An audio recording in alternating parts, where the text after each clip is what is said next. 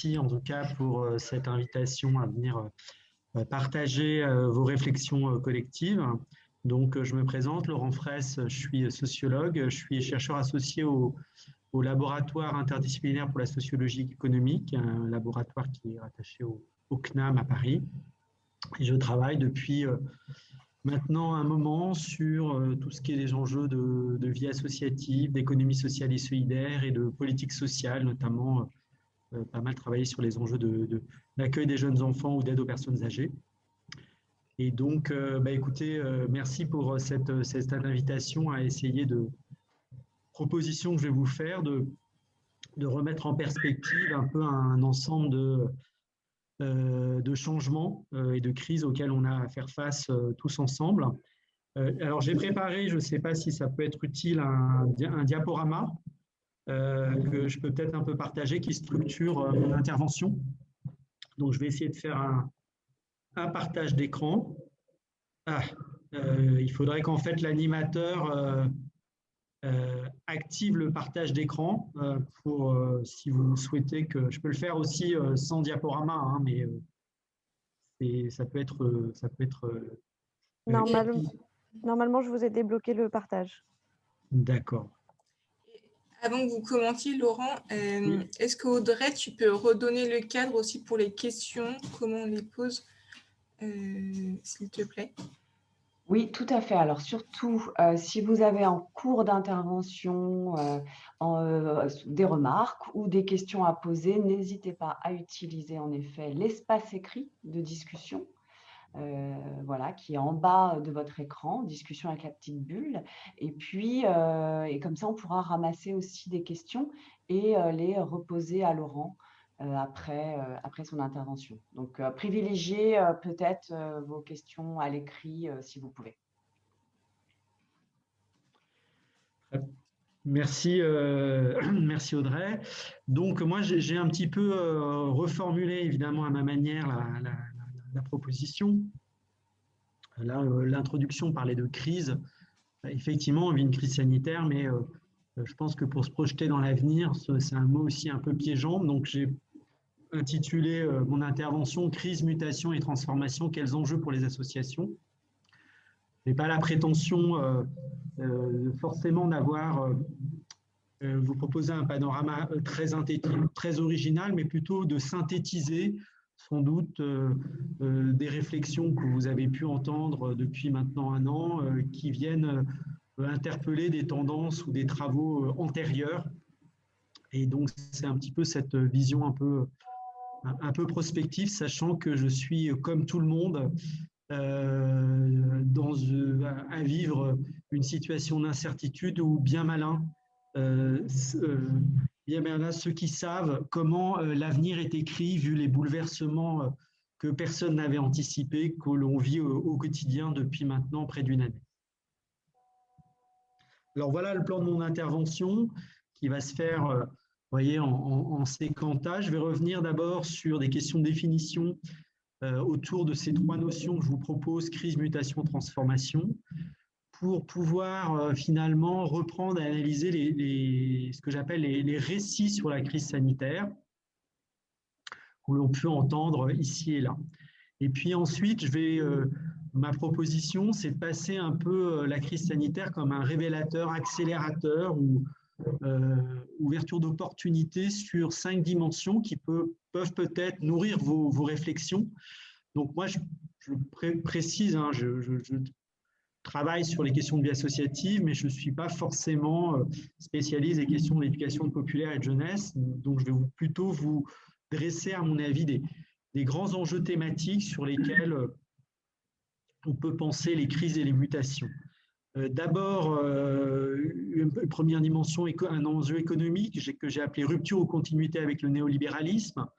Ensuite, un enjeu social que j'ai intitulé Nouvelle solidarité face aux inégalités et à la précarité. Un enjeu numérique, penser l'action collective, l'aide et l'entraide à l'ère du digital. Un enjeu écologique, la transition écologique comme un horizon positif et fédérateur. Et puis, une question démocratique et politique, nouvelle forme d'engagement et de citoyenneté face au populisme, identitarisme et technocratisme. Voilà donc un programme assez nourri. Je vais essayer d'être assez synthétique. Ça va être, je pense, assez dense, mais j'espère que ça vous intéresse. D'abord, je pars sur des enjeux de définition parce qu'il me semble que face à l'avenir, on est effectivement, on peut avoir des postures un peu différentes. Et effectivement, on est dans une situation de crise sanitaire où le rapport au futur et le rapport à l'avenir est obstrué. Voilà. Alors, qu'est-ce que j'entends par crise? J'entends là, en termes d'analyse systémique, une crise, c'est une mise à mal des capacités autorégulatrices d'un système face à un choc externe. Donc, la crise interroge effectivement la capacité d'un individu, d'une organisation, d'une société à revenir ou non à un état normal ou à une situation antérieure. Si vous voulez faire par analogie, en gros, si vous voulez, puisqu'on est un peu dans le registre médical et sanitaire, la question, par exemple, c'est lorsque l'on tombe malade, on sollicite nos systèmes immunitaires, on va l'accompagner par un certain nombre de médecines pour essayer de revenir dans un état de bonne santé et donc ce qui s'appelle une guérison. Voilà. Mais on peut aussi s'installer dans une forme de crise plus durable et développer une maladie chronique ou développer un certain nombre d'irréversibilités en termes de déficiences physiques ou cognitives qui font que finalement notre état physique et de santé va se retrouver modifié. Voilà, donc d'une crise provisoire, on peut passer à une crise chronique. Le second terme proposé, c'est le terme de mutation. La mutation, ça suppose d'anticiper un changement irréversible de l'état et donc d'un non-retour à l'état antérieur auquel finalement des individus, des organisations, une société doit s'adapter. Donc finalement, il y a un changement de l'environnement et donc il faut, pour continuer à vivre, à se développer ou à fonctionner, se transformer pour pouvoir continuer, on va dire, à avancer. Et puis la transformation, là, on est plus dans un agir de manière proactive sur son environnement, de manière à construire personnellement ou collectivement un avenir désirable et possible. Donc là, on est plus sur profiter, enfin en tout cas saisir un moment de crise pour pouvoir se projeter dans l'avenir. Pour essayer de faire comprendre cette situation, je me référerai, même si effectivement les analogies guerrières, il y a eu un abus depuis la première déclaration de Macron, nous sommes en guerre, de l'analogie entre la crise sanitaire et la guerre, mais c'est intéressant quand vous regardez des témoignages d'anciens résistants. Je pense par exemple, si vous l'avez déjà entendu, des témoignages comme par exemple Claude Alfandéry, qui vous explique que dans les maquis, dans la Drôme, pendant la résistance, c'était à la fois l'organisation pour contrer, faire face à l'ennemi, que ce soit l'armée allemande ou les collaborateurs, mais c'était aussi des conversations le soir au coin du feu entre résistants sur la société qu'on veut imaginer après-guerre. Hein. Et on sait que le Conseil national de résistance a eu un programme d'une certaine manière assez révolutionnaire qui a été élaboré alors que le conflit était encore en cours. Alors, comment, à partir de ces trois termes, crise, mutation et transformation, revisiter les récits qui nous sont proposés autour de la crise sanitaire depuis maintenant un an. En tout cas, on peut en repérer trois. Celui d'une crise provisoire ou le retour espéré à une vie normale. D'une certaine manière, c'est, je pense, ce que tout le monde espère et ce que tout le monde, d'ailleurs, on l'a bien vu au moment, à la fin du premier confinement, au moment où effectivement la pandémie était en net recul, on va dire fin juin, début juillet, il y a eu ce que les politiques et les médias ont qualifié rétrospectivement de relâchement pendant l'été, où on s'est remis à vivre, alors pas complètement normalement, hein, on était masqués dans les transports et un certain nombre d'endroits, mais en gros, on a un peu anticipé collectivement que c'était un peu, la crise était un peu derrière, la pandémie était un peu derrière nous. Hein, voilà. Donc ça, je pense que c'est quelque chose que tout le monde espère, que revenir à une vie antérieure et normale. Le second récit, c'est celui de la crise permanente, récurrente ou anxiogène, où pour l'avoir entendu sur les ondes le scénario du jour sans fin, pour faire référence à un film que vous avez peut-être vu où quelqu'un revit tous les jours la même journée. Et donc, on voit bien que les reconfinements successifs et répétitifs sont terriblement anxiogènes et ont des conséquences sur la santé mentale des individus, des organisations, qui peut être collective et individuelle, très importante, puisqu'en fait, l'avenir est obstrué et ces confinements à répétition nous mènent dans un état d'incertitude qui fait qu'on ne peut, individuellement et collectivement, on a énormément de mal à se projeter dans l'avenir. Hein. Et voilà, est-ce qu'on pourra aller voir ou non des proches en avril à l'occasion des vacances de Pâques? Est-ce que un responsable de commerce pourra réouvrir et quand son commerce? Est-ce qu'un acteur de la culture va pouvoir à nouveau exercer ou pas son métier? On voit bien qu'il y a toute une série de professions et d'individus qui sont dans une situation de paralysie complètement, effectivement, psychologiquement, qui fait des dégâts psychologiques. Donc là, c'est le récit de la crise permanente. Troisième récit, c'est plutôt un récit de la mutation. C'est celui d'être résilient face à finalement un changement de société et avec un discours que l'on entend ici ou là, d'apprendre à vivre durablement avec le virus.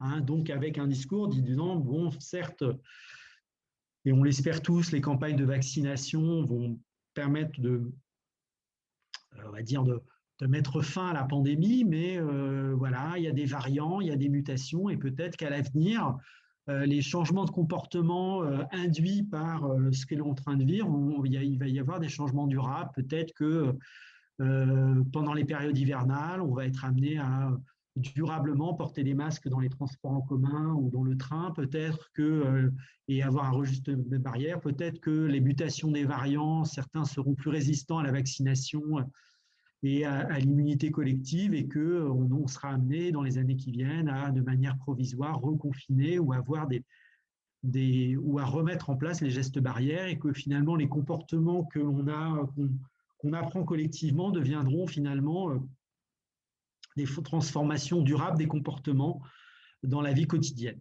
Et puis dernier récit qui était, il faut le reconnaître, plus important et plus fort au moment du premier confinement, c'est celui de la transformation avec celui du discours sur le monde d'après, et où on a vu fleurir finalement des tribunes, des propositions selon les agendas, les idéologies, les visions du monde, où effectivement il y a eu à un moment donné l'avenir ne sera plus jamais comme avant après cette pandémie, et c'est l'occasion de construire une société plus solidaire, plus durable, plus égalitaire, par exemple, et on a vu toute une série de propositions fleurir. C'est un petit peu moins le cas aujourd'hui avec des formes de lassitude. Donc on voit bien que on peut passer un peu au tamis, il y en a sans doute d'autres, des récits sur la crise sanitaire qui sont autant de manières de pouvoir se positionner et aussi penser l'avenir. Alors j'en viens maintenant à mes différentes dimensions économiques, sociales, numériques, écologiques et démocratiques, pour essayer de voir comment la crise sanitaire est venue ou vient finalement, est un révélateur et un accélérateur de changements qui existaient déjà, mais qui finalement arrivent à des points de basculement. Alors sur la dimension économique, je voulais d'abord rappeler qu'en fait on parle de crise depuis finalement la crise pétrolière des années 70 et la fin des 30 Glorieuses, qui reste toujours dans l'imaginaire collectif une sorte de période où, quels que soient d'ailleurs les positionnements politiques ou les idéologies, on se réfère comme une sorte d'âge d'or un peu reconstruit, et qui, d'un point de vue économique, a une certaine pertinence, parce que c'est vrai que si on regarde les grands économistes et les penseurs historiques du capitalisme, on peut penser aux économistes classiques, à Marx ou à Schumpeter, dans leur temps, c'est-à-dire au 19e et au début du 20e, ils pensaient vraiment les cycles et le capitalisme comme finalement une des activités cycliques et marquée par des crises. Et c'est vrai que rétrospectivement, la période dite d'après-guerre, 45-75, apparaît comme une période assez exceptionnelle dans l'histoire économique, une période de prospérité et de stabilité qui avait largement amorti ou aplati les cycles économiques. Et on en venait presque à penser qu'avec les amortisseurs sociaux que la protection sociale avait permis, mais aussi les nouveaux instruments d'intervention économique permis par le keynésianisme, les sociétés et les États étaient arrivés à mettre fin aux crises marquantes du capitalisme, et tout le monde avait en mémoire la grande crise de 29. Or, on a eu un retour effectivement à un état de crise à partir successive, à partir du milieu des années 70, qui fait que d'ailleurs le mot crise est un peu piégeant, puisqu'en fait on a l'impression qu'on n'en est jamais sorti, au sens où je crois que la société en a fait saut d'œil. L'état d'un retour, on va dire, au plein emploi, à la réduction des inégalités et de la pauvreté, à une ère de prospérité, apparaît rétrospectivement comme quelque chose, non pas un état de l'économie normale, mais un état exceptionnel qui a été vécu par l'ensemble de la population pendant une trentaine d'années. Alors, du coup, une fois installée dans une nouvelle ère, elle a été rebaptisée à partir des années 90 de néolibéralisme, qu'on peut définir par, en tout cas, 4 termes clés: mondialisation, financiarisation, privatisation et marchandisation. Néolibéralisme, pourquoi? Si on reprend les travaux de Dardot-Laval, ils opposent le néolibéralisme à l'ancien libéralisme, le libéralisme du XIXe siècle, qui structurait le débat entre plus ou moins d'États. Le néolibéralisme, ce n'est pas plus ou moins l'État, mais c'est de l'État autrement, c'est-à-dire une intervention des pouvoirs publics dans l'économie qui ne se désinvestissent pas en termes financiers, mais changent ses modalités d'intervention. Et pour parler au monde associatif, finalement, une de ces transformations des modes d'intervention, ça a été ce qu'on appelle le New Public Management, ou la nouvelle gestion publique, qui a impacté notamment la vie associative. Et vous savez que le monde associatif est en tout cas traversé, en tout cas depuis maintenant une quinzaine d'années, par exemple, la progression de la commande publique, avec des modes de contractualisation sous forme d'appel d'offres qui mettent en concurrence les acteurs associatifs, qui ont ouvert un certain nombre de secteurs historiques à des entreprises privées lucratives. Je pense par exemple au service à la personne ou à la petite enfance, qui a mis en concurrence un certain nombre d'associations avec de nouveaux opérateurs privés. Et on voit bien que là, ce n'est pas forcément un désengagement de l'État, c'est une transformation des modes d'intervention de l'État qui met en concurrence, qui incite fiscalement, financièrement les individus et les organisations à se comporter différemment, par exemple avec des discours sur un nécessaire ou un soi-disant nécessaire changement du modèle économique des associations, un tournant entrepreneurial qui serait nécessaire pour changer d'échelle et faire face à la nouvelle donne. Alors, malgré tout, cette ère néolibérale connaît depuis plus d'une dizaine d'années un certain nombre de contre-feux et est en recul, partiellement en recul, en tout cas comme imaginaire désirable et souhaitable. Et il y a eu un premier recul avec la crise des subprimes en 2008, la fameuse crise financière, qui a mis à mal cet imaginaire, même si, disons-le, après des discours sur plus jamais ce sera plus comme avant, il y a eu un retour du business as usual, mais dans l'imaginaire de population, c'est un moment de rupture quand même avec la mondialisation, comme on va dire un imaginaire, un avenir désirable qui a touché pas uniquement les perdants de la mondialisation, mais une grande partie des classes moyennes des sociétés occidentales. Et d'une certaine manière, la crise sanitaire vient engager une seconde rupture. Alors, je mets un point d'interrogation parce que la crise de 2008 nous a montré que les ruptures d'imaginaire ne veulent pas dire qu'il y a des changements dans les instruments. Et on a bien vu que le business as usual voulait dire que ce n'est pas parce que aujourd'hui, on va dire, il y a très peu, par exemple, de politiques sur l'échiquier qui se réclament du libéralisme. Pour autant, on voit bien que dans les pratiques des politiques publiques, les instruments des politiques publiques mobilisent largement encore ce New Public Management. Pourtant. Alors, pour autant, la crise sanitaire introduit, on va dire, un deuxième coup de boutoir sur lesquels, je pense, on peut se positionner. Le premier coup de boutoir, c'est une remise en cause du New Public Management.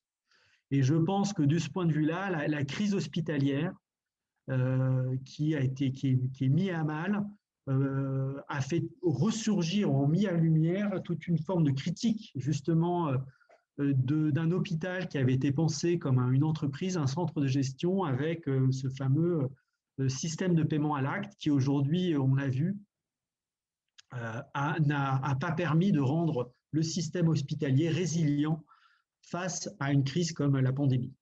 Et donc, je pense que là, il y a une brèche qui est ouverte dans lequel, y compris le mouvement associatif, qui est lui aussi, notamment dans son secteur sanitaire et social, mais je pense qu'y compris dans les politiques de loisirs ou de la jeunesse ou d'éducative, il y a des choses qui…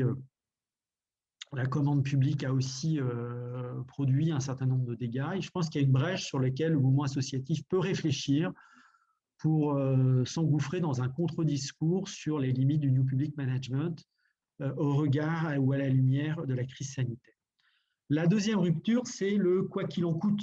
Et c'est un retour de l'État producteur et interventionniste en économie, en tout cas. Et je pense que, de mémoire d'économiste, ce que l'on vit est complètement inédit en termes de tout simplement d'intervention de l'État pour à la fois, face à une situation externe, venir aider particuliers entreprises à passer cette crise qui effectivement paralyse l'activité économique et avec sans nul doute un endettement sans commune mesure d'un État social protecteur. Et donc là, il y a effectivement une sorte de paradoxe, puisque avant la pandémie, on nous disait il n'y a plus d'argent public, il va falloir faire face à l'austérité, et si on traduit ça dans le discours pour la vie associative, il va falloir aller chercher des ressources privées auprès des particuliers et des entreprises, parce que du côté des pouvoirs publics,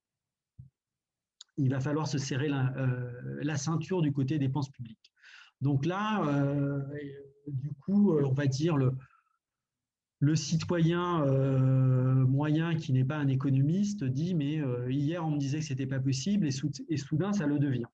Et donc face à cette nouvelle situation, je pense qu'il y a deux enjeux forts. D'abord, c'est faire en sorte, et je crois que là les fédérations se sont mobilisées, que les associations puissent véritablement bénéficier des mesures d'aide qui étaient proposées, voire avoir des mesures spécifiques qui correspondent aux spécificités de l'économie associative, parce qu'on parle beaucoup des entreprises, mais bien comme souvent, les associations sont un peu invisibilisées comme un acteur économique qui pèse. Autrement dit, derrière la crise, il y a aussi des associations qui sont aujourd'hui fragilisées, il y a des associations qui risquent de mettre la clé sous la porte, et derrière, il y a non seulement des emplois qui risquent d'être perdus, mais aussi des activités des services aux populations qui risquent d'être dégradées ou fragilisées. Donc là, je crois qu'il y a, et je crois que c'est le rôle un peu quotidien aujourd'hui des fédérations, d'avoir une politique de soutien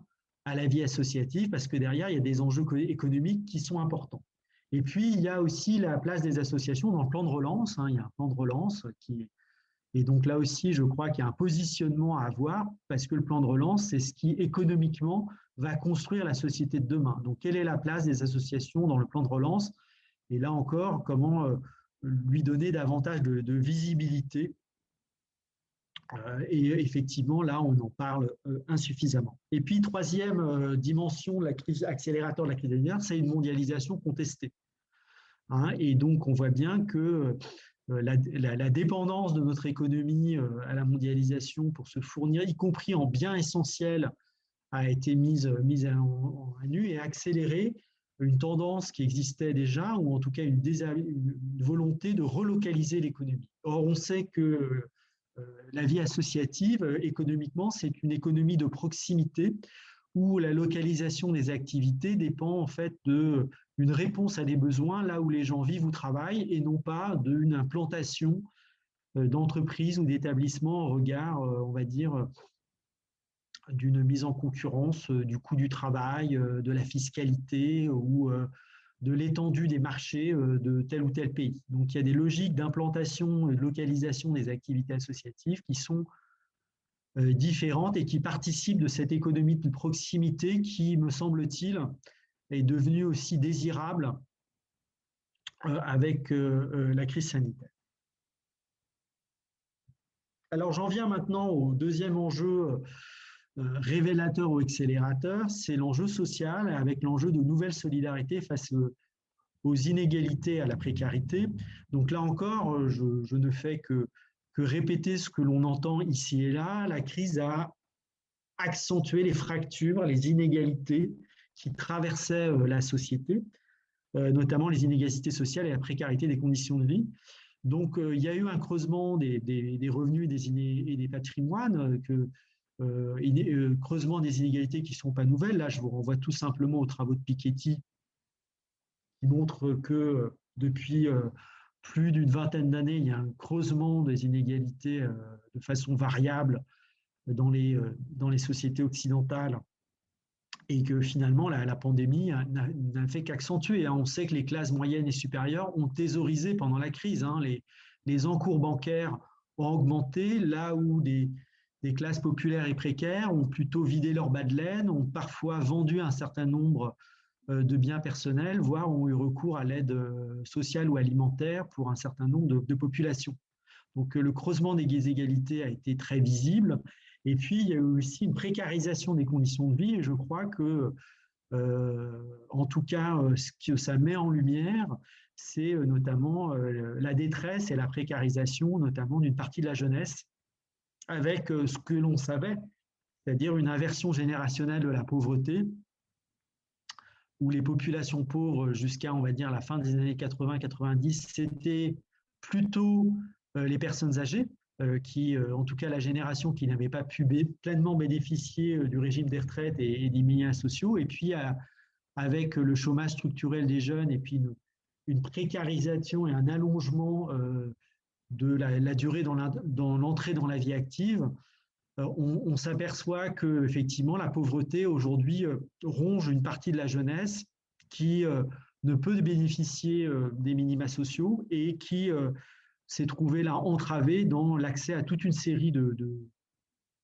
petits boulots et de travaux qui sont de toute façon gelés avec la crise sanitaire. Donc là, je crois qu'il y a effectivement une mise en un sens. Et puis aussi, la crise sanitaire a inversé aussi finalement un regard sur le social, où on est passé du discours sur les premiers de cordée, qui nous avait été proposé après l'élection d'Emmanuel Macron. Rappelez-vous cette métaphore sur les premiers de cordée qui tirent l'ensemble de la société et qui, par leur créativité, les investissements, créent de la richesse qui va par ruissellement finalement tirer par le haut l'ensemble des catégories de population. Et on voit aujourd'hui que la crise sanitaire a mis en avant les métiers qui étaient en première ligne, et les métiers des soignants aux métiers du transport, aux hôtesses de caisse, et on voit bien que le monde associatif est dans cette première, tous ces métiers du care, du soin, du lien social, du vivre ensemble, qui sont indispensables pour faire tenir la société. Et donc, on voit bien qu'à ce niveau-là, il y a un autre regard sur finalement l'utilité sociale, pour reprendre un terme qui est aussi largement diffusé dans le milieu associatif. Qu'est-ce qui est l'utilité sociale au-delà de la valeur marchande des professions et des métiers? Donc ça appelle évidemment cet enjeu social de la crise sanitaire, ça appelle à la fois à de nouvelles solidarités, et on voit bien que là, il y a des propositions en termes notamment de réforme fiscale sur les revenus et les patrimoines qui seront nécessaires. Et on sait que les grands changements, en tout cas en termes de redistribution, ont succédé des crises majeures. On sait par exemple que après des décennies de discussions sur l'impôt sur le revenu qui n'avaient pas abouti, c'est bien la Première Guerre mondiale qui a permis de faire qu'il y ait un impôt sur le revenu en France et de faire en sorte qu'il y ait une sorte de redistribution après-guerre face aux dégâts de la Première Guerre mondiale. On peut dire, on sait que c'est après la Seconde Guerre mondiale que les systèmes de protection sociale qui avaient pu être imaginés depuis le mouvement solidariste de la fin du 19e ont été effectivement imposés et mis en place. Donc on voit bien que de grandes crises sanitaires peuvent aboutir à effectivement des réformes en termes de redistribution fiscale et sociale qui peuvent être importantes. Mais on peut penser aussi aux débats qui traversent notamment sur l'idée d'avoir un revenu minimum pour les jeunes, par exemple pour les moins de 25 ans. C'est un débat qui est aujourd'hui en cours. Mais au-delà de ces mécanismes de solidarité nationale, on voit qu'il y a aussi de nouvelles formes de solidarité, on va dire, locale, citoyenne ou associative, et qui a un enjeu pour le mouvement associatif. On a vu peut-être que on en parlait plus et c'était plus marqué au moment du premier confinement, un élan de nouvelles formes de solidarité, des formes d'aide, d'entraide, entre les personnes, parfois médiatisées par les associations, parfois non. Et donc là, c'est effectivement, il y a, en tout cas, je pense pour le mouvement associatif, à se saisir de ces questions de ce nouvel agir solidaire qui peuvent, ces nouvelles formes d'engagement qui peuvent demain, pour un certain nombre de personnes, être des prises de conscience de personnes qui peuvent être demain les nouveaux acteurs associatifs. Et donc là, de ce point de vue-là, je pense qu'il y a tout un travail à faire pour savoir si ces élans d'entraide et d'aide qui sont quand même, pour reprendre la sociologie de l'association, parmi les moteurs du fait associatif, est-ce qu'ils seront demain, est-ce que, encore une fois, ça va être des élans provisoires ou est-ce que demain, ce sera aussi un terreau pour construire à nouveau et consolider de l'action associative. Troisième enjeu et défi, l'action collective, l'aide et l'entraide à l'ère digitale. Là, je crois qu'on est dans une ère de mutation, c'est-à-dire la crise sanitaire a été un accélérateur d'un basculement dans l'ère numérique. Et pour reprendre, excusez-moi, il faut que je me branche, j'ai oublié de...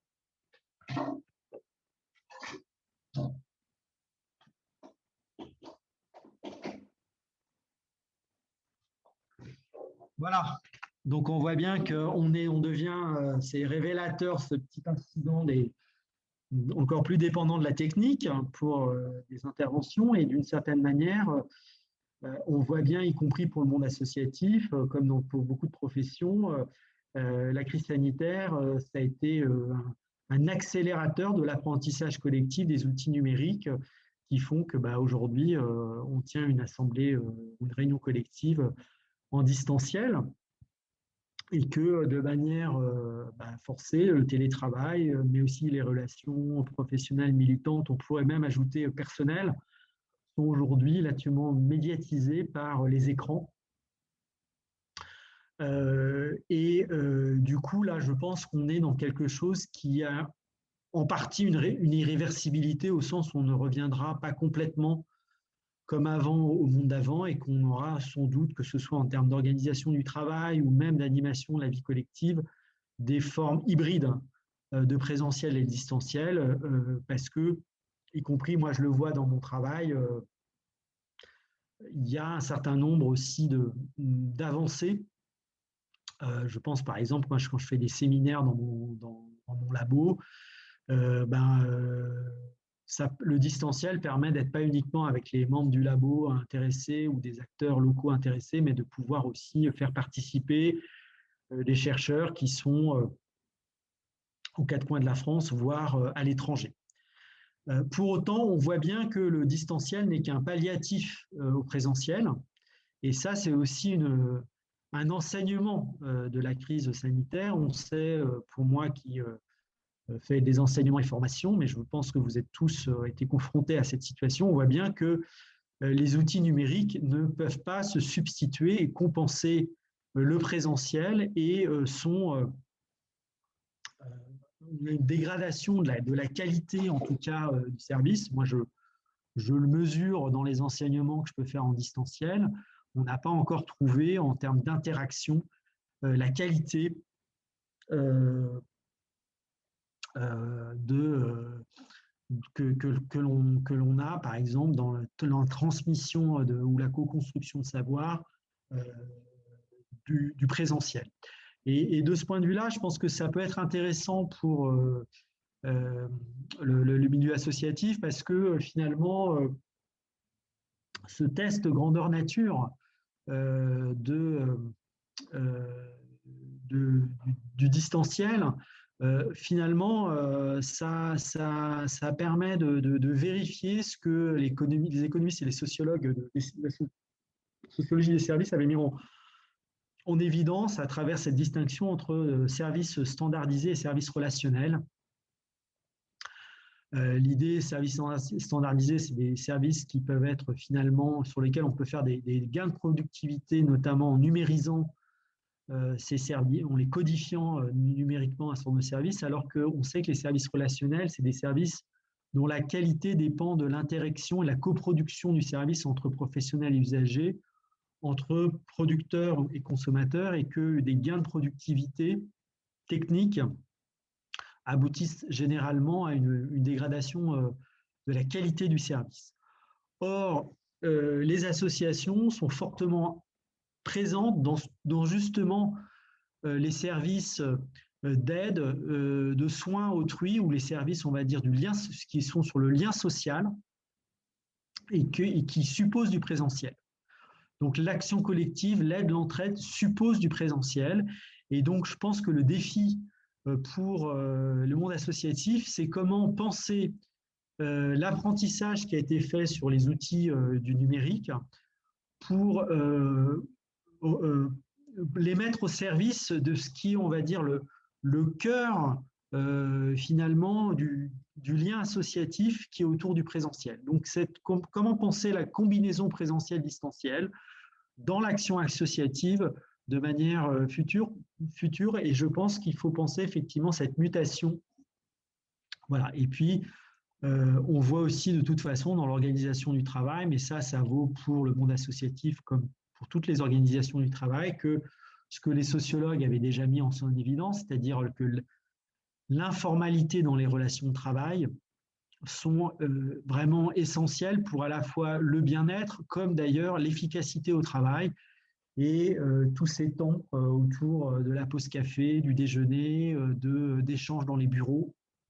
Bref, tout ce qui est de l'ordre des interactions du travail non prescrites, finalement, sont absolument nécessaires pour la régulation autonome des organisations du travail. Et on voit bien que le distanciel a tendance à formaliser, et on n'arrive pas finalement à distanciel à vraiment reproduire véritablement, malgré le chat, malgré tout ça, on n'arrive pas vraiment à avoir ces interactions informelles au travail. Alors, j'ai encore deux diaporamas que je n'avais pas terminés, mais deux thématiques que je vous enverrai le diaporama complété après la rencontre. La quatrième mutation, c'est la transition écologique. Là encore, je pense que c'est difficile là aussi de l'anticiper. Cette mutation, évidemment, a précédé la crise sanitaire. Je pense que la crise sanitaire ne l'a pas remise en cause, l'a plutôt en partie confirmée, d'une part parce qu'il y a eu quand même la conférence citoyenne sur le climat qui a créé un agenda autour de ces enjeux-là, que les plans de relance européens et français ont un volet transition écologique qu'on peut juger insuffisant, mais qui n'est pas négligeable. Donc, on voit bien que ça ne l'a pas remise en cause. Ce qui est plus compliqué à anticiper, c'est est-ce que finalement les changements de comportement induits par la crise sanitaire seront durables, en tout cas, je pense, en termes de consommation, ou est-ce que, avec la fin de la crise sanitaire, on aura un retour à une frénésie de consommation, peu importe le bilan énergétique et carbone de cette consommation, ou est-ce qu'il y aura des changements de comportement durables en matière, par exemple, de recyclage, des réemplois des biens et services, en termes alimentaires, en termes de basculement sur le véhicule électrique, en termes d'usage ou pas, au retour à la normale ou non du transport aérien. Voilà, il y a beaucoup d'interrogations sur des changements de comportement durable en matière de consommation, par exemple. Reste que je pense qu'il y a quand même une transformation par rapport à un rapport à la nature, puisque la crise sanitaire a, on va dire, accentuer le clivage entre le chez-soi et le dehors, entre, en tout cas pour les gens qui vivent en milieu urbain, entre un espace, un chez-soi confiné et un besoin et un rapport, on va dire, aux éléments de la nature et de l'extérieur. En tout cas, il me semble que la transition écologique reste une sorte d'horizon normatif qui reste aujourd'hui incontournable, et y compris pour le mouvement associatif. Et je crois que l'enjeu pour les associations qui sont quand même depuis maintenant longtemps investies sur ces enjeux d'éducation à l'environnement, de développement durable à travers de multiples initiatives, l'enjeu pour le mouvement associatif, c'est d'abord de rendre cette transition écologique positive, comme un horizon positif, alors que on le voit bien que ça peut être aussi un horizon anxiogène et que, y compris un certain nombre de militants, pour des raisons qui trouvent que les choses ne vont pas assez vite, on voit bien qu'il y a des discours plutôt qui agissent plutôt sur la peur, le catastrophisme éclairé, la collapsologie ou encore l'heuristique de la peur comme moteur du changement. Je crois que l'enjeu est justement d'être plutôt sur comment construire un discours positif sur cette transition. Et aussi, je pense que la transition écologique, c'est un horizon qui peut être fédératif pour le mouvement associatif. Il n'y en a pas 36 000 des horizons normatifs. Il y a la transition écologique où il y a le nationalisme identitaire. Aujourd'hui, c'est un petit peu les deux horizons, les deux futurs en concurrence. Et je crois que là-dessus, un certain nombre autour de la transition écologique, ça peut être fédératif parce qu'on voit bien que c'est producteur d'actions collectives, de changements de comportement, notamment dans la jeunesse. Je veux dire, il y a des gens qui aujourd'hui sont prêts à s'engager autour de ces enjeux-là. Enfin, j'en viens et j'en terminerai sur les enjeux politiques et démocratiques où je crois que la crise sanitaire, là aussi, accélérateur de tendances qui mettent à mal finalement les mêmes formes d'engagement et de citoyenneté. Et là, il y a trois tendances qui sont accentuées, c'est le populisme, l'identitarisme et le technocratisme. Beaucoup de ismes, mais je crois que le monde associatif doit se positionner face à ces transformations-là. Alors, le populisme, qu'est-ce que c'est? C'est simplement cette tendance que les politologues maintenant analysent de plus en plus d'un appel au peuple, mais plus généralement d'une défiance d'une grande partie de la population face aux élites, défiance qui s'est d'abord cristallisée vis-à-vis d'une défiance vis-à-vis des élites politiques. Ça a été notamment toute la vague de ce qu'on appelait le dégagisme, et donc du jeu notamment des politiques traditionnelles au sens partisan du terme, mais qui aujourd'hui se diffusent d'une méfiance de l'ensemble des élites, qu'elles soient médiatiques, judiciaires et de toute forme d'expertise. Et je pense que le mouvement associatif, malgré son image positive dans les sondages d'opinion, n'échappe pas à cette tendance-là, puisqu'on voit que finalement des mouvements comme par exemple le mouvement des Gilets jaunes qui a précédé la crise sanitaire, interpellent l'ensemble des formes de médiation et de représentation, y compris la médiation et la représentation associative, puisque ce mouvement a révélé des formes d'action collective qui refusaient toute forme de représentation, toute forme de porte-parole, et qui, de ce point de vue-là, interpellait toute forme d'organisation collective et sociale, les partis et les syndicats au premier chef, mais aussi les associations qui, on l'a vu, dans ce mouvement des Gilets jaunes, on avait toute une série de personnes qui inventaient des solidarités sur les ronds-points, menaient de l'action collective, mais moins par la médiation associative que par la médiation des réseaux sociaux.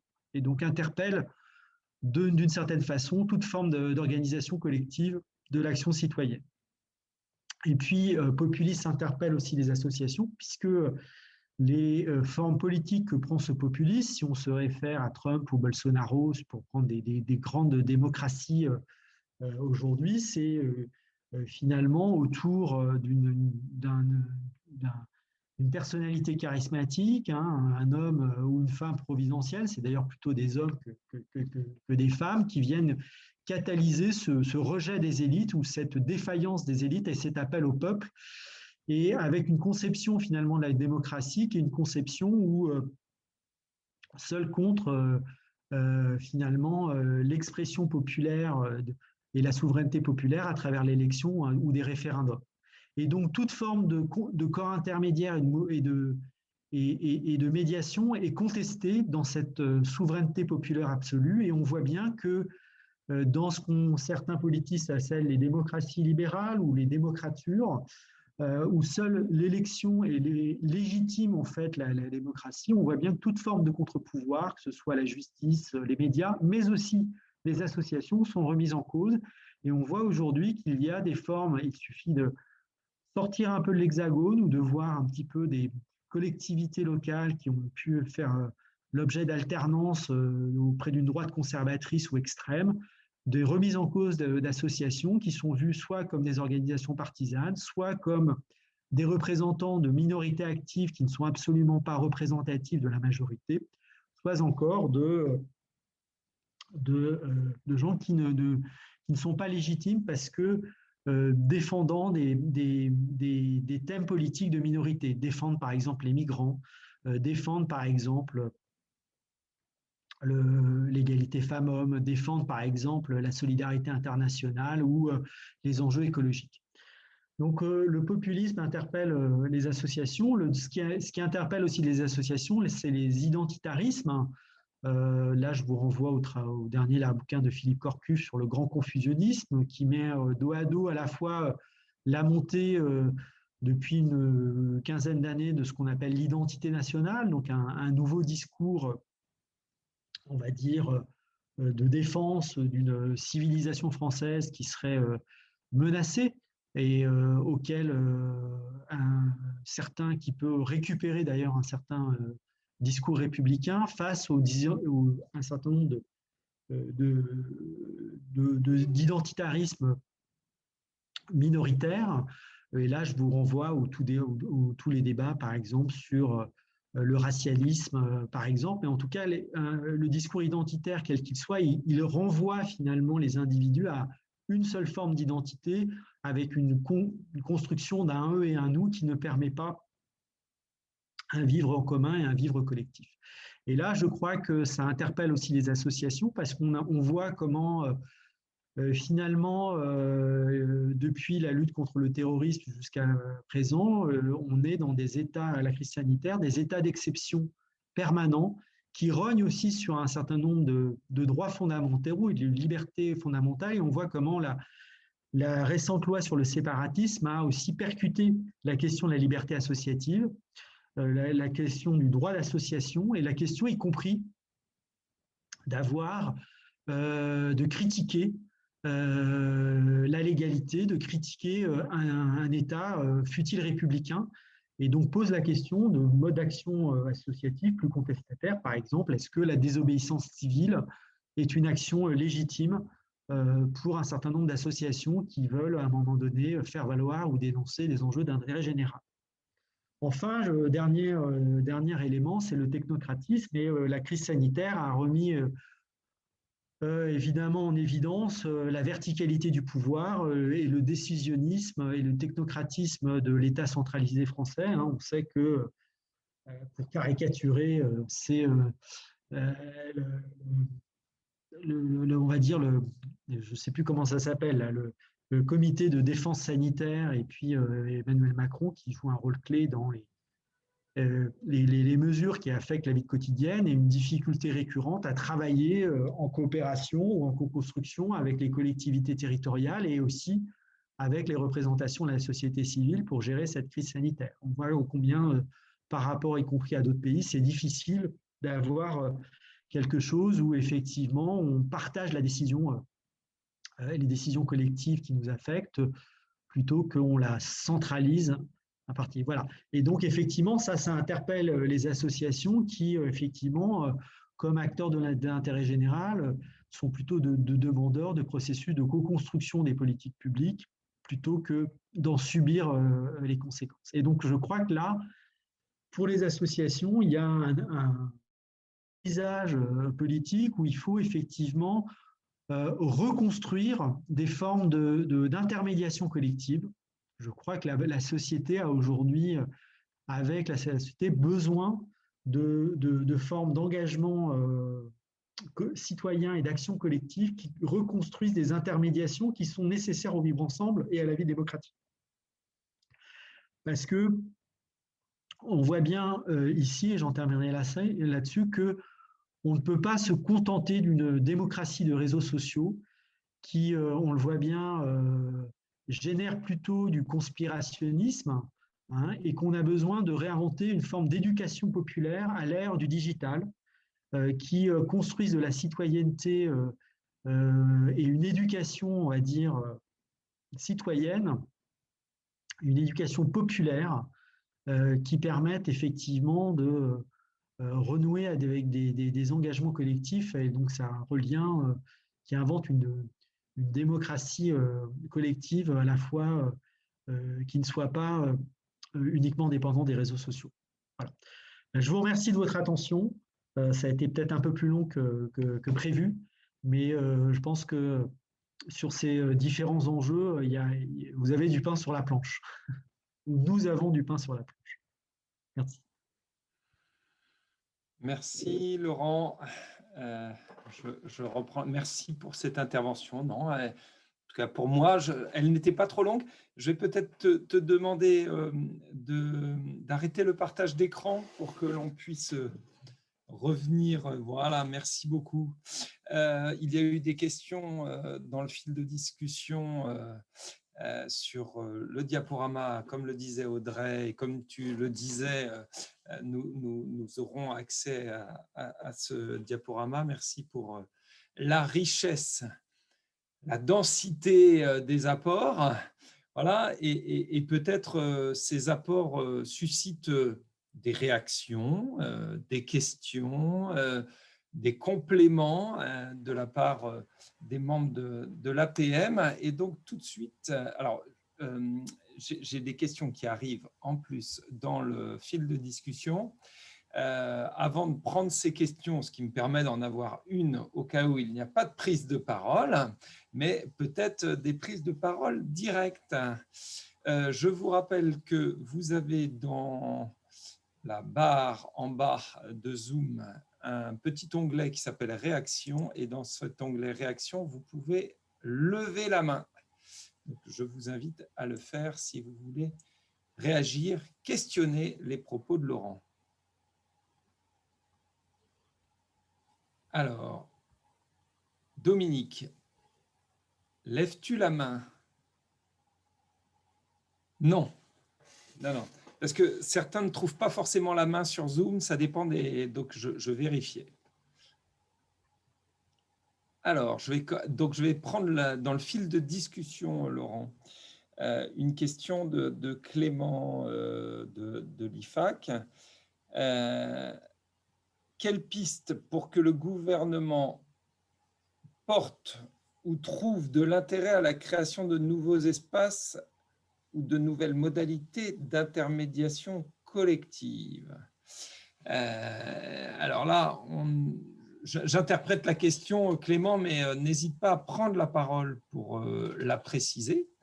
Là, tu as beaucoup interrogé voilà, la place que les associations pourraient prendre au regard de ces crises. Là, Clément, il interroge plus la place que le gouvernement, lui, pourrait prendre pour peut-être avec nous d'ailleurs, pour trouver ces nouveaux espaces et modalités d'intermédiation collective. C'était dans la fin de ton propos.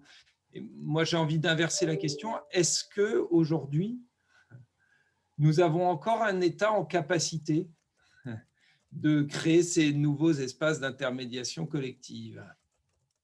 Et notamment au vu du recul des services publics de proximité, même si, tu le disais à un moment donné, le new management public dont est issue l'organisation aujourd'hui des services publics peut être réinterrogé, et tu prenais l'exemple du service hospitalier.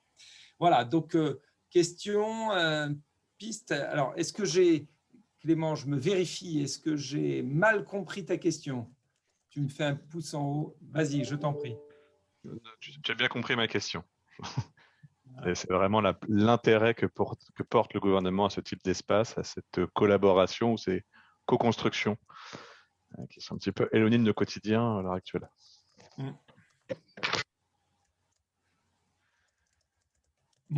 Alors, il y a Patrick. Je te propose de prendre plusieurs questions. Laurent, on sait qu'une question, on lance une autre. Comme ça te permet de…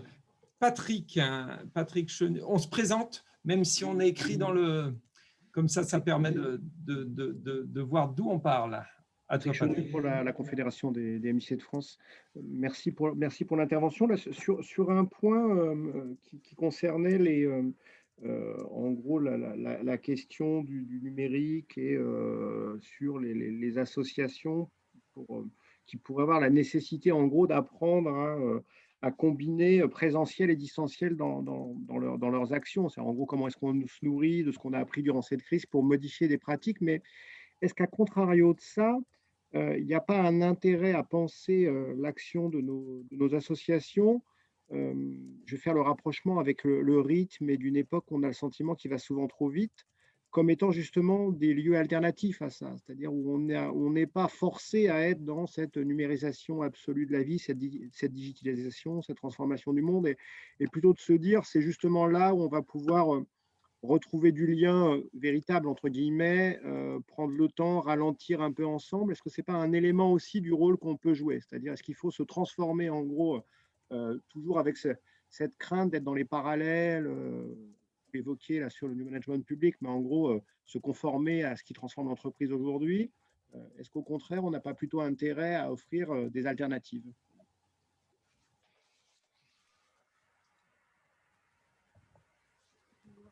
Il y a d'autres questions ou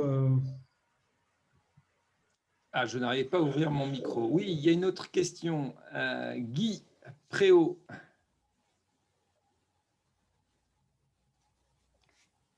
Il faut retirer le micro, Guy. Voilà. Super.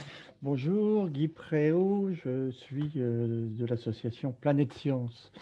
Moi, j'ai un point qui m'interpelle beaucoup actuellement parce qu'on est sur des territoires qui sont très touchés, c'est la résurgence des bandes de jeunes, je mets des guillemets bien entendu à ce terme, et y compris d'ailleurs les réponses qui sont apportées sous forme de réunions dont on parlait tout à l'heure, technocratiques. J'aimerais avoir l'avis du sociologue sur ce sujet et sur la corrélation qui, moi, me semble importante, effectivement, avec l'effet confinement. Mais c'est vraiment un sujet qui m'interpelle parce qu'on est quelquefois un peu mal armé face à ce type de situation. Merci. Alors, moi, je vais continuer la question de Guy. Laurent, si tu permets. Donc, Yann Renaud, des Francas. Tu es revenu sur la fin de ton intervention sur les Gilets jaunes. Et alors, vous allez voir pourquoi je rebondis sur l'intervention de Guy. Et Gilets jaunes, crise ou révélateur de crise? C'est-à-dire, qu'est-ce qui est la crise et qu'est-ce qui en sont ses conséquences ou ses faits émergés, émergents. Et deuxième chose, peut-être, parce que là, on est interrogé, tu parlais de la loi CPR et de la désobéissance civile. Faut-il être violent pour se faire entendre aujourd'hui? Les bandes, les gilets jaunes, quand même, il y a eu des phases de violence. Et faut-il faire émerger la violence? Moi, je la prends pas comme une action de crise, mais comme un fait social, la violence. Faut-il passer par la violence, par l'incivilité? Alors maintenant, je vais prendre l'incivilité pour se faire entendre. Est-ce que la loi CPR serait celle de faire taire la capacité, alors certains diraient à se révolter ou à s'indigner. Certains l'ont dit ou l'ont écrit comme ça à un moment. Bon, je vais peut-être commencer à répondre parce que ça commence à devenir assez costaud et intéressant comme interpellation. Sur la première, sur les relations entre voilà, comment le gouvernement peut effectivement soutenir des lieux d'intervention, de médiation collective. Écoutez, je pense que il faut effectivement essayer de prendre et de provoquer la moindre brèche dans tel ou tel ministère ou autre, prendre ce qu'il y a à prendre sans trop s'illusionner au regard des pratiques un peu de stop and go qui ont pu être faites, ou parfois il y a eu des velléités effectivement voilà, si je prends un peu les choses, il y a eu une première temps où il y a eu plutôt un retour, c'était Jupiter, hein, de la verticalité du pouvoir qui laissait, c'était au moment où justement on travaillait avec plusieurs têtes de réseau associatives, dont la vôtre, sur les questions de co-construction de l'action publique, et on voyait bien que co-construire avec l'État, c'était compliqué, et qu'il y avait d'ailleurs eu, en 2018, toute une série de tribunes, de fédérations associatives qui disaient en gros qui interpellaient les ministères et l'État en disant que ce soit ici sur la politique de la ville, là sur le plan pauvreté, là encore sur les politiques de la jeunesse, en disant ne faites pas sans nous, on a une expertise, on a un savoir-faire, co-construisez la politique avec nous, voilà, et avec, c'est vrai au départ, un discours un peu disruptif, puisque je reprends un terme vraiment de la campagne de Macron, en disant il faut, pour être efficace, se passer des corps intermédiaires, des syndicats, des fédérations, etc., qui sont un peu qui ralentissent en fait finalement un État efficace dans son action.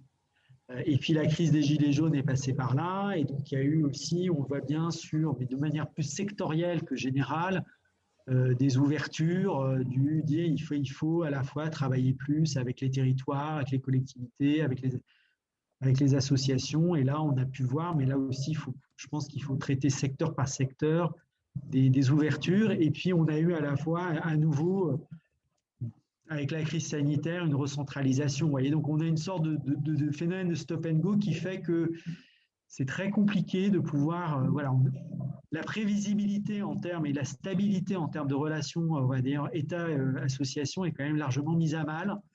Voilà, donc évidemment, et je crois que c'est votre rôle, il faut de continuer ce travail d'interpellation et de proposition pour, de toute façon, amener et anticiper ce fameux monde d'après.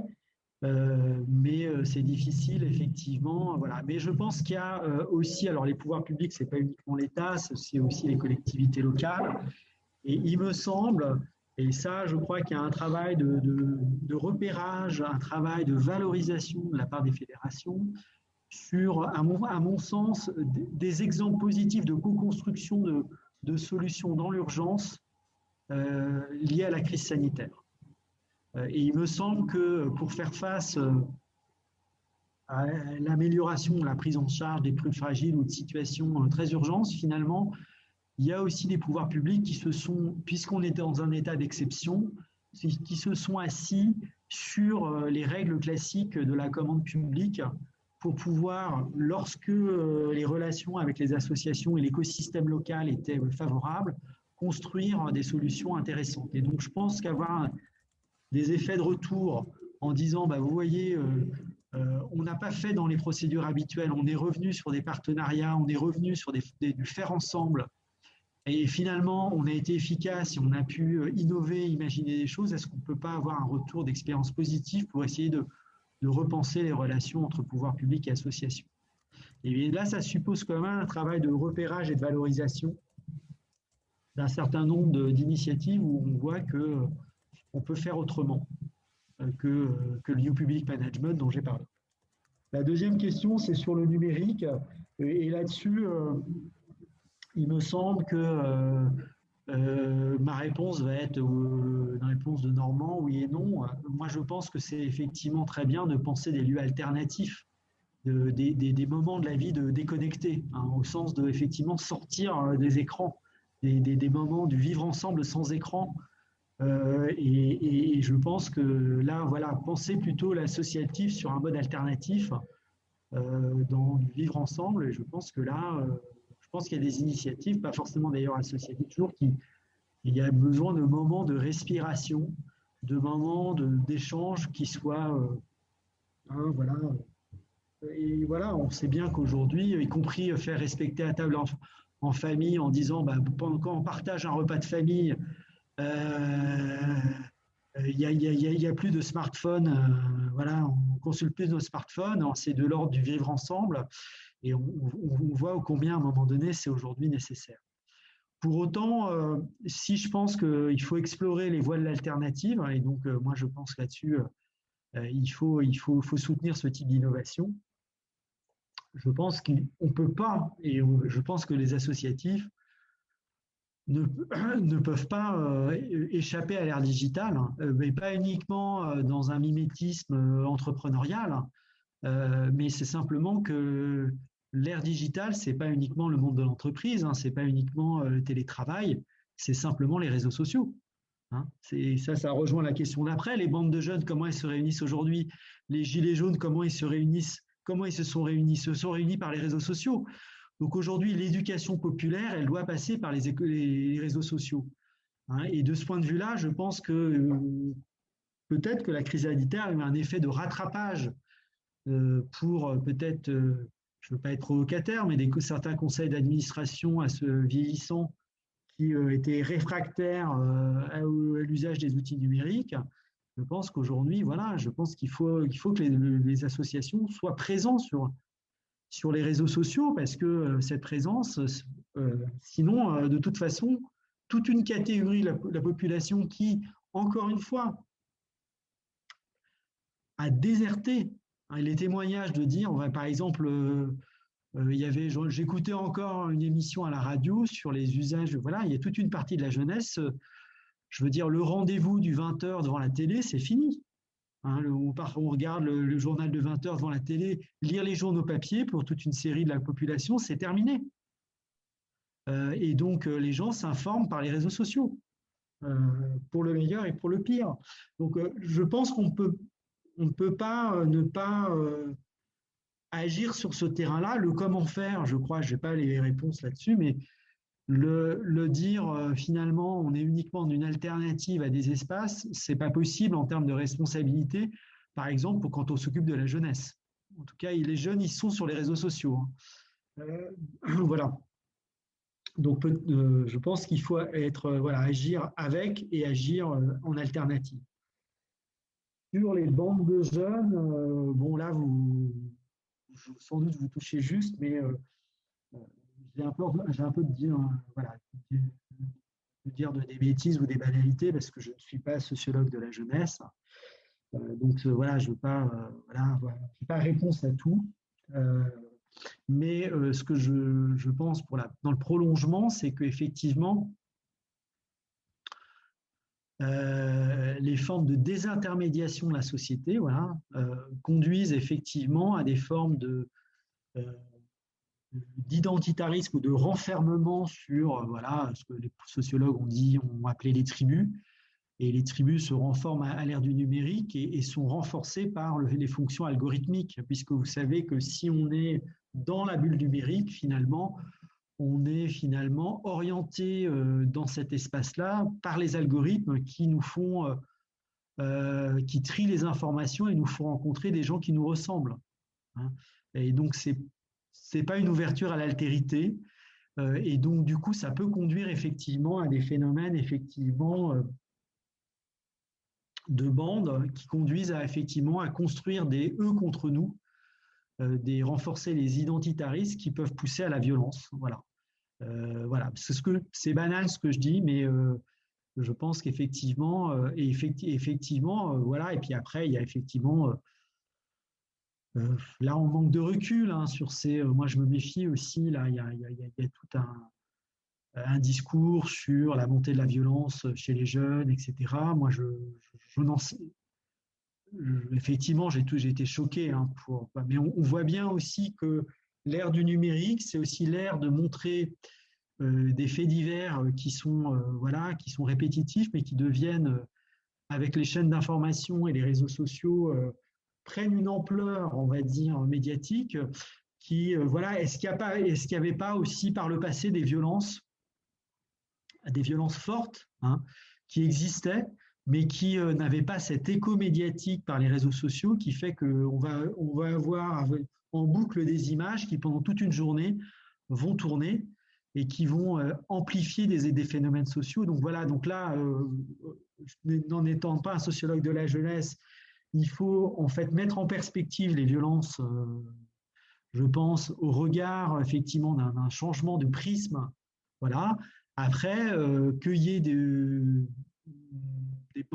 phénomènes de bandes accélérées par le digital, mais aussi par, de toute façon, des jeunes qui n'en peuvent plus, quoi, qui n'en peuvent plus d'être vifs, qui ont envie de sortir, de se retrouver, de vivre en présentiel à l'extérieur. On l'a bien vu encore avec le carnaval. Alors, ça ne prend pas forcément des formes violentes, hein, le carnaval là, de Marseille.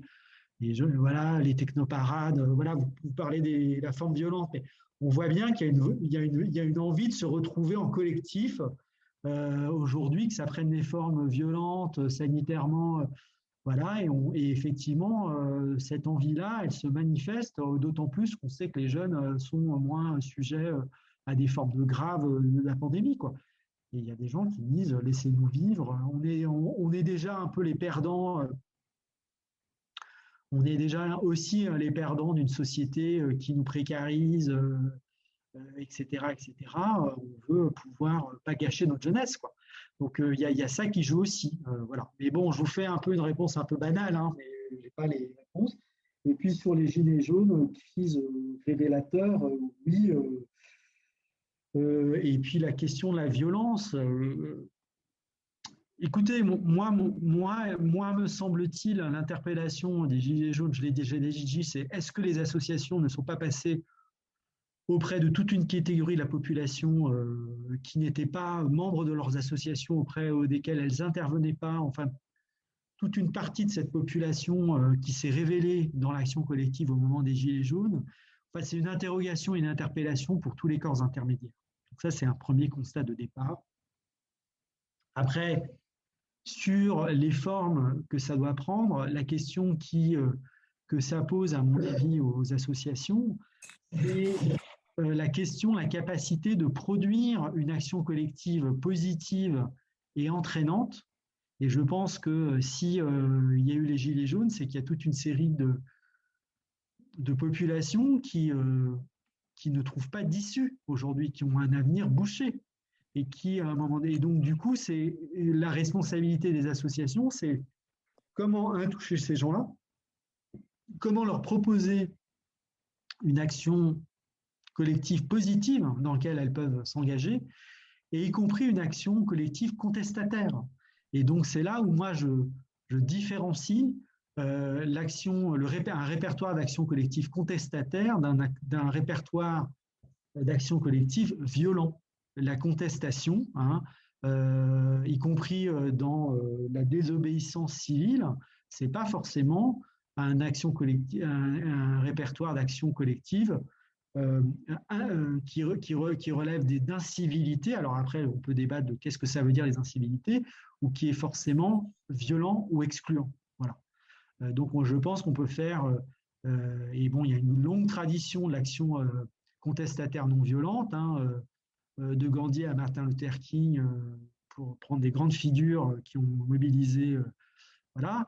Mais ce que je veux dire, c'est que, et je pense que malgré tout, là c'est un débat interne à la vie associative, il y a aussi une grande partie de l'action associative, l'imaginaire, on va dire, l'action associative collective, c'est quand même aussi, et c'est bien aussi, c'est quand même un imaginaire, on va dire, consensuel. Et en fait, il y a beaucoup de gens qui s'engagent dans les associations dans une action pour améliorer les choses, pour servir une cause, et avec plutôt, on va dire, des fédérations qui sont dans un agir qui va être de l'ordre de la proposition, qui va être de l'ordre de l'interpellation, mais d'un agir pour. Et je trouve qu'il y a une minorité, on va dire, d'un agir associatif qui est un agir plutôt d'un agir contre ou d'un agir contestataire. Et là, il ne s'agit pas d'opposer l'agir pour et l'agir contre.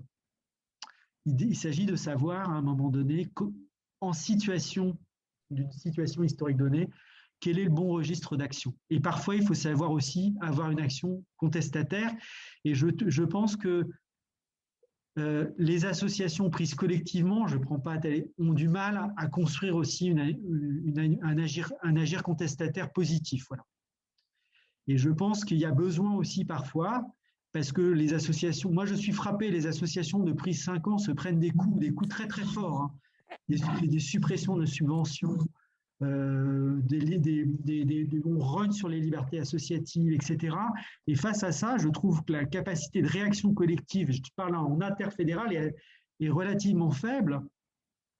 Et à un moment donné, on dit, mais est-ce qu'il y a vraiment une capacité d'une action collective associative? Voilà. De toute façon, il faut agir ensemble et agir largement en interassociatif, avec toutes les forces, on va dire, de la société civile, syndicats, partis politiques. Je crois qu'aujourd'hui, il y a besoin de construire vraiment. Enfin, tout le monde est affaibli. Voilà. Tout le monde est affaibli. Voilà. À un moment donné, on pouvait tenir le discours, oui, ce sont les partis politiques et les syndicats qui sont affaiblis, mais regardez, la vie associative, c'est là que le renouveau de l'engagement citoyen, etc. Les associations aussi sont affaiblies. Et je crois qu'aujourd'hui, ben voilà, c'est un peu le leitmotiv, hein, il faut se rassembler. Voilà. Il faut trouver les voies du rassemblement pour pouvoir poser en positif ou en contestation une action collective. Mais il faut canaliser la contestation. Voilà. Parce qu'aujourd'hui, la contestation, elle est là. Et effectivement, il faut éviter qu'elle se transforme soit en violence, la violence contre soi-même, hein, ça peut être ça aussi. Hein, il y a une violence contre soi-même, la violence collective, ou le populisme, hein, tout simplement, qui est une forme négative de l'action collective.